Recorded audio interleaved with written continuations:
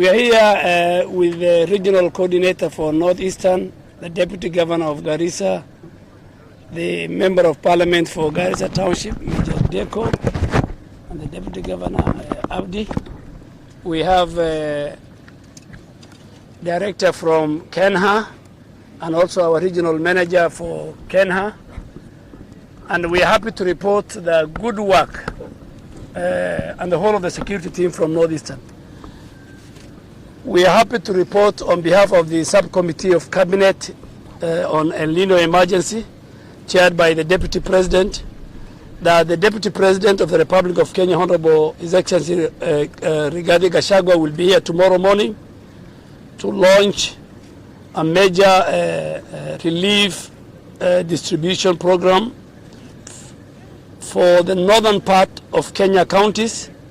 There are 38 counties which has been affected by El Nino, where people have been displaced, where a number of Kenyans have been affected, where deaths have occurred, where infrastructure has been affected greatly, particularly road infrastructure, and where the health sector is also affected with the emergency of waterborne diseases.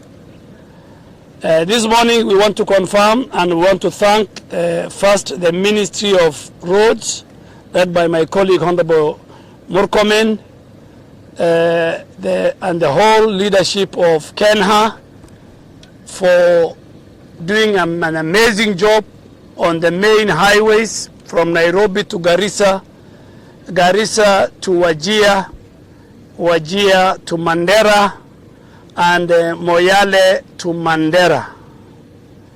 These were very, very critical sections for the movement of people, goods and service, and for relief distribution. So the road between Garissa and Nairobi since yesterday is passable. They have fixed the road between Garissa, Madogo and Burra. They are working within the clock. They are working around the clock. They are working on the Garsen Lamu road, which has been affected yesterday. They are also working on a very long stretch between Modogash, Habaswein and Wajir at a place called Skansa, which we are going to visit now, and some parts of Lakbogol. So we really want to thank the contractors on the ground and the Kenya National Highway Authority.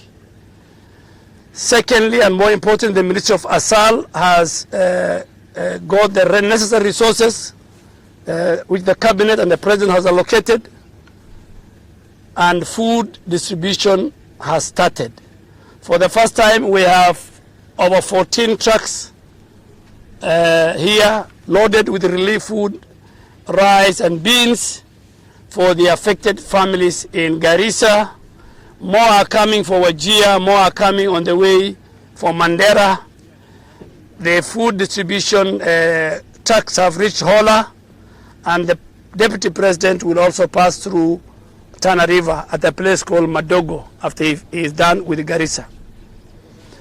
So the Ministry of Asal are doing a commendable job, and we are asking them more Kenyans. So no Kenyan will sleep hungry during this time of El Nino.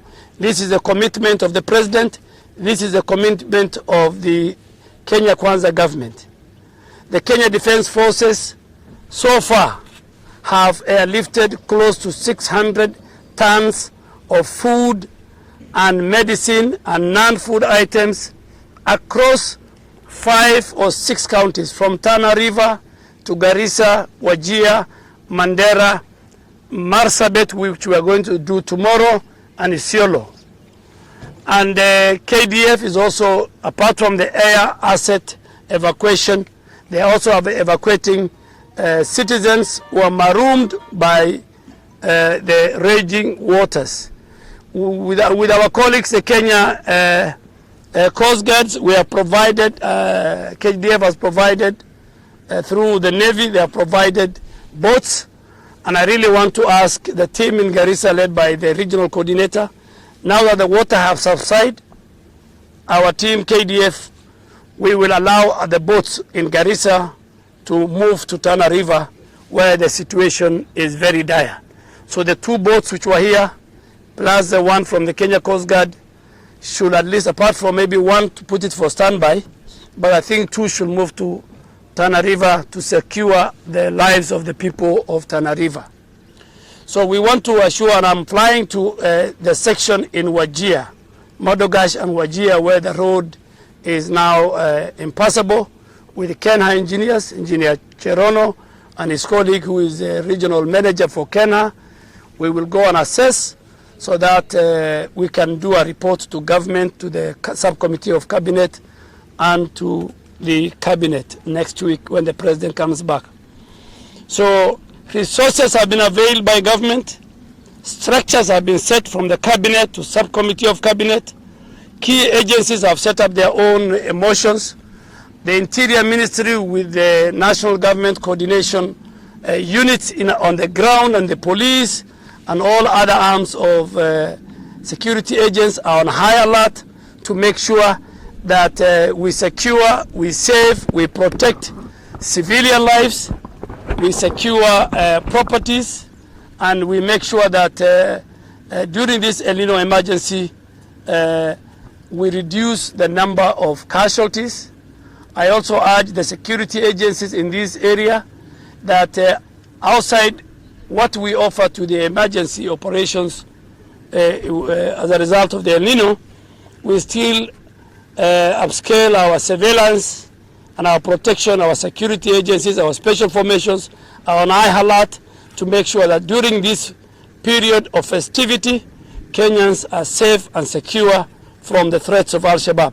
That I want to assure on behalf of my colleagues in the security sector that our teams are on high alert, our intelligence, our special forces, our ordinary police and a special team, the GSU, the SOG, the army special units, are all our air teams are all on high alert to make sure that as we battle this emergency of El Nino, the country is also safe and secure.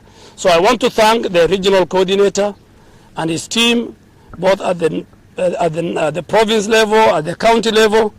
I want to thank colleagues, governors from the 5 counties of northern Kenya and Tana River and Lamu for working together, working with the national government to make sure that everything is done, everything possible is done to make sure. Thank Kenha, thank the Ministry of Health, thank Kenya Red Cross very, very specifically for also supporting government agencies in combating these emergency that we are faced with.